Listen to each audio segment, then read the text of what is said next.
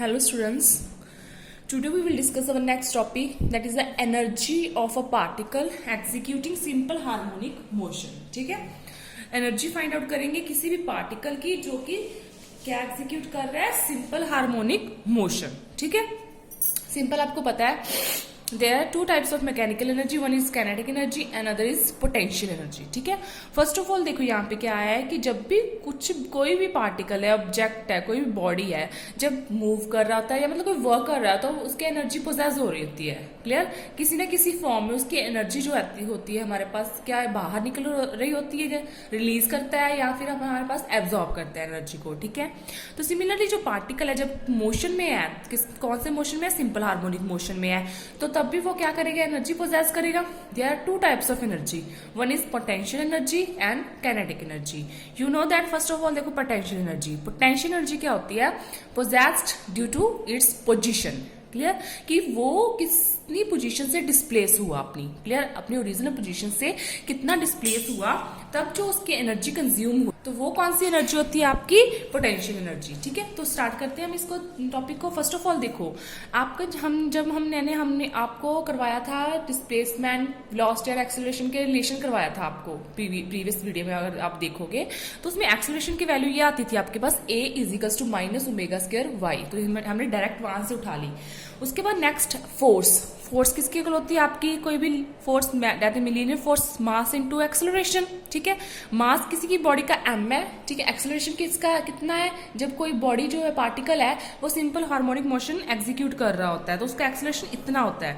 तो ये वैल्यू यहाँ पे फिल कर देंगे. एक्सेलरेशन तो फोर्स किसकी इक्वल आ जाएगी, आपके फोर्स = -mω²y.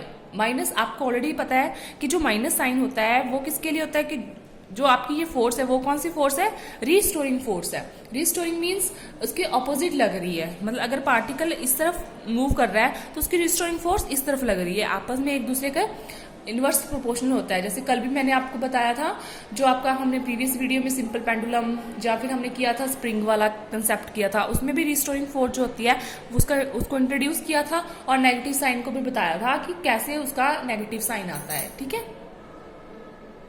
उसके बाद देखो क्या है, अब हमने एनर्जी निकालनी है ना, तो आपको पता है कि जो वर्क डन को, कोई भी वर्क डन है आपका, टोटल वर्क डन होता है, उसको स्टोर कर सकते हैं हम एज एनर्जी, या फिर एनर्जी को स्टोर होता है एज अ वर्क डन. ठीक है, कि कितना हमने वर्क डन किया उतनी उसकी क्या होती है, एनर्जी होती है हमारे पास. ठीक है, तो वर्क डन का फॉर्मूला क्या होता है, सिंपल अगर जनरली करें तो W = फोर्स इनटू डिस्प्लेसमेंट होता है. ठीक है, फोर्स कितनी लग रही है और उसकी कितनी डिस्प्लेसमेंट हो रही है.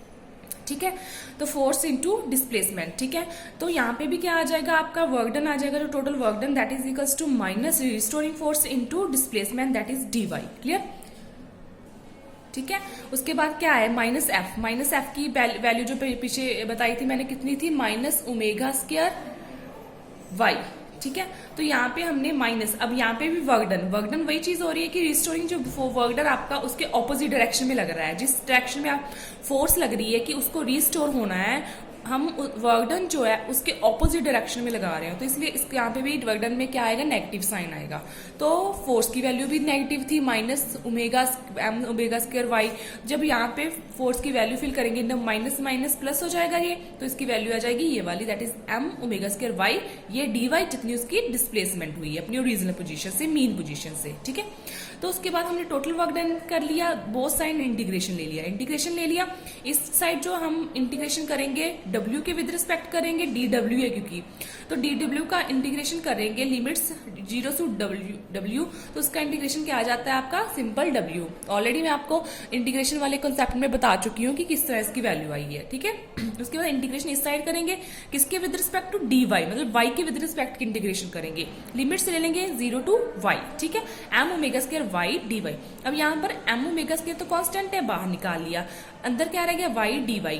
तो इसकी इंटीग्रेशन कर देंगे, सिंपल वही इंटीग्रेशन वाला फॉर्मूला लगाकर, दैट इज n+1, मतलब यहाँ पे y की पावर कितनी है, 1, सो 1+1. तो आंसर आ जाएगा आपके पास y²/2, 1+1 2 upon 1+1 2, limits 0 to y. अब जब हम लिमिट्स फिल करेंगे, higher limit minus lower limit, तो आपको पता है यहाँ पे y फिल करेंगे, हाफ कॉमन निकालो, पहले हाफ कॉमन निकाल लिया, mω². जब यहाँ पे इसमें हम, क्योंकि हाफ तो कॉमन निकाल लिया, अंदर क्या रह जाएगा आपके पास, y², लिमिट्स क्या है, 0 to वाई, तो पहले Y higher limit minus lower limit, higher limit fill करेंगे तो वाई है आपका, तो आ जाएगा वाई स्क्वायर, लोअर लिमिट क्या है आपके पास 0, सो 0 स्क्वायर, 0 स्क्वायर 0, तो आंसर आपका आप क्या वाई स्क्वायर, तो वाई स्क्वायर। तो आपकी पोटेंशियल, अब देखो the work done is equal to potential energy U, potential energy किसकी यू, तो यू कितनी आ गई आपके पास half M omega square Y square, ठीक है। तो ये आ गई आपकी पोटेंशियल एनर्जी। उसके बाद kinetic energy, simple kinetic energy किसकी इक्वल होती है, that is possessed due to motion, कि किस मोशन में है वो, ठीक है। तो kinetic energy, total kinetic energy किसकी इक्वल होती है हमारे पास, जनरली अगर हम देखें तो हाफ एम बी स्क्वायर की इक्वल होती है। तो ये एक्सप्रेशन भी हमने प्रीवियस जो हम वेलोसिटी निकाला था सिंपल हार्मोनिक मोशन के लिए, तो वहां से डायरेक्ट उठाया है। वेलोसिटी किसकी इक्वल होती है, omega under root of R square minus Y square. यहाँ पे वाई स्क्वायर की वैल्यू फिल कर दी, जब हम इसका वाई की वैल्यू, सॉरी वी की वैल्यू, वेलोसिटी वी की वैल्यू यहाँ फिल करेंगे तो इसका स्क्वायर रूट हो जाएगा, तो ओमेगा का स्क्वायर ओमेगा स्क्वायर हो जाएगा आपका, तो इसका अंडर रूट स्क्वायर के साथ कैंसिल आउट होकर सिंपल हमारे पास टर्म आ जाएगी R square minus Y square, ठीक है। तो ये आपकी काइनेटिक एनर्जी। उसके बाद हमने टोटल एनर्जी निकालनी है E, that is potential energy plus kinetic energy.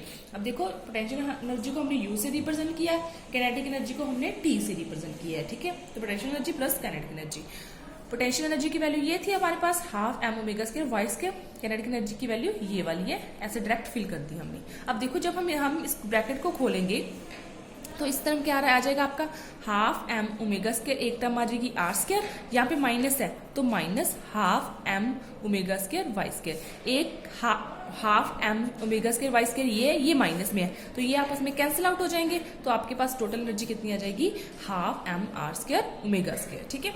उसके बाद ओमेगा की वैल्यू फिल कर दी हमने in terms of frequency nu 2 pi omega, oh sorry 2 pi nu, omega equals to 2 pi nu, तो हमने यहाँ पे ओमेगा की जगह वैल्यू फिल कर दी इसकी, that is 2 pi nu, the whole square हो जाएगा उसका।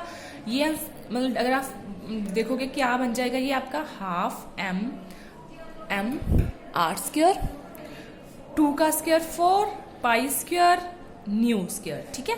ये जो 2 है 2 के साथ कैंसिल हो जाएगा, 2 बन जाएगा यहाँ पे, तो आपका जो एनर्जी है वो ई आ जाएगी इन टर्म्स ऑफ फ्रीक्वेंसी, ठीक है।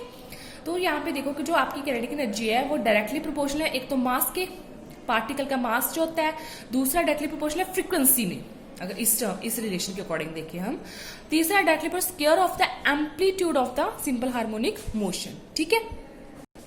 उसके बाद देखो हम क्या करेंगे, इसका graphical representation for both total energy, for kinetic energy and potential energy. First of all देखो, अगर जो आपका पार्टिकल है वो मीन पोजीशन पर है तो उसकी जो वाई की वैल्यू क्या हो जाएगी, 0 है। मतलब अगर हम सिंपल पेंडुलम का केस लगाकर चलो, यहाँ पे है मान लो, ठीक है, ये उसकी एक्सट्रीम पोजीशन है, अगर आप वो मीन पोजीशन पर है उसकी डिस्प्लेसमेंट मतलब 0 है, तो वाई की वैल्यू 0 है। अगर आपकी एक्सट्रीम पोजीशन पे मान लो ये एक्सट्रीम पोजीशन है, ये पूरी डिस्प्लेसमेंट होगी ना वाई, तो मैक्सिमम कितनी होती है आर, अगर सर्कल के अकॉर्डिंग हमने बताया था ना आपको सिंपल हार्मोनिक मोशन, तो एक्सट्रीम पोजीशन पर वाई की वैल्यू मैक्सिमम, इतनी डिस्प्लेसमेंट कितनी हो गई आर। सबसे पहले उसने क्या कहा कि जो अगर आपका जो पार्टिकल है मीन पोजीशन पे है तो वाई की वैल्यू 0 हो जाएगी, तो दोनों की एनर्जी निकाल ली एट मीन पोजीशन। सबसे पहले काइनेटिक एनर्जी में फिल किया, वाई की वैल्यू 0 फिल कर दी हमने, ठीक है, तो आपका आंसर आ गया ये वाला। पोटेंशियल एनर्जी पर वाई की वैल्यू 0 फिल की, तो पोटेंशियल एनर्जी कितनी आ गई 0, मतलब कि आपकी मीन पोजीशन पर जो पोटेंशियल एनर्जी होती है वो 0 होती है, क्लियर। पोटेंशियल एनर्जी, ये वाली पोटेंशियल एनर्जी 0 हो गई आपकी, यहाँ ग्राफ में भी देखो साथ में, ठीक है। और एक्सट्रीम पोजीशन जो काइनेटिक एनर्जी है वो मैक्सिमम है, मीन पोजीशन पर मैक्सिमम है, ये काइनेटिक एनर्जी हो गई आपकी मैक्सिमम। दोनों साइमल्टेनियसली एक ही कर्व पर हम दोनों ग्राफ बना रहे हैं, ये देखो समझ रहे हो ना, ये काइनेटिक एनर्जी की कर्व है, ये पोटेंशियल एनर्जी की कर्व है, both at mean position and extreme position.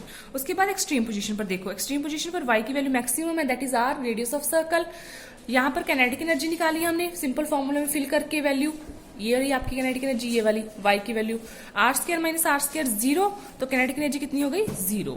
Potential energy maximum होगी आपकी, तो ये देखो एट एक्सट्रीम पोजीशन, ये आपकी एक्सट्रीम पोजीशन है, यहाँ पे काइनेटिक एनर्जी कितनी है 0, ये 0 की वैल्यू होगी ना, ये सर्कल देखो ये ओरिजिन है, ये 0, और पोटेंशियल एनर्जी क्या हो गई मैक्सिमम होगी आपकी, देखो ठीक है। तो इस तरह ग्राफ आ जाएगा ना, 0 टू मैक्सिमम, ये maximum to 0, clear, kinetic energy के लिए अगर सिंपल एग्जाम थे। सिमिलरली नेगेटिव एक्सिस के through for y is equal to minus R, same curve आ जाएगी, सेम y की वैल्यू माइनस आर और जीरो फिल करके देखोगे for both mean position extreme position, मतलब इस साइड के लिए, इस साइड के लिए देखोगे। अगर इस साइड आकर वैसे कोऑर्डिनेट सिस्टम में देखें तो इस साइड आकर उसकी डायरेक्शन क्या हो जाएगी, नेगेटिव हो जाएगी डिस्प्लेसमेंट की, ठीक है। तो इस तरह आपका ये ग्राफ हो जाएगा टोटल एनर्जी के लिए, that is a U plus T and potential energy and kinetic energy. Okay, एक बार देख लो, अगर कोई भी डाउट हो तो पूछ लेना। Okay, thank you.